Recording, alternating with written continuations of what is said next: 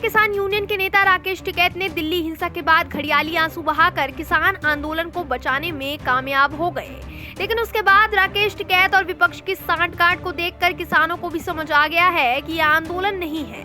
राकेश टिकैत दिल्ली हिंसा के बाद किसानों के नाम पर जमकर राजनीति कर रहे हैं। वो विपक्षी नेताओं के साथ मिलकर मोदी के खिलाफ माहौल तैयार कर रहे हैं। हालांकि अब राकेश टिकैत को किसानों का साथ मिलता नजर नहीं आ रहा।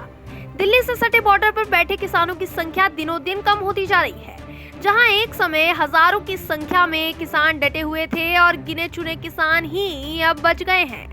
यूपी गेट धरना स्थल पर प्रदर्शनकारी और भी कम हो गए हैं। मंच के सामने कुछ प्रदर्शनकारी भी बैठे रहते हैं, जबकि उनके अधिकांश पंडाल खाली दिखाई दे रहे हैं। बीते दिनों एक किसान संगठन ने रेल रोको की घोषणा की थी, लेकिन वो भी पूरी तरह फेल हो गया।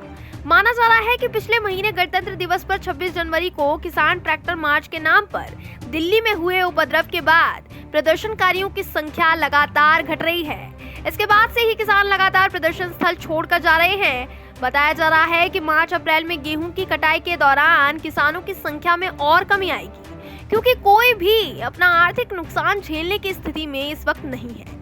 उधर किसानों की संख्या कम होने से किसान नेता राकेश टिकैत और विपक्षी नेताओं की नींद उड़ने लगी है।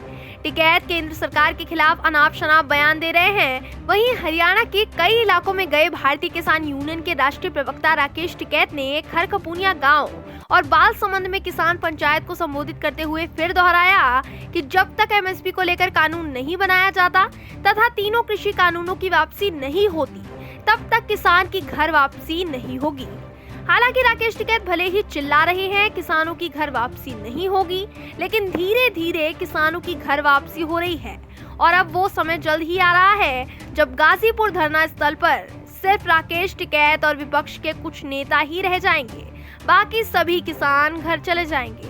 Bureau report OMH news. और भी वीडियोस देखने के लिए चैनल को सब्सक्राइब करें और बेल आइकन को दबाएं।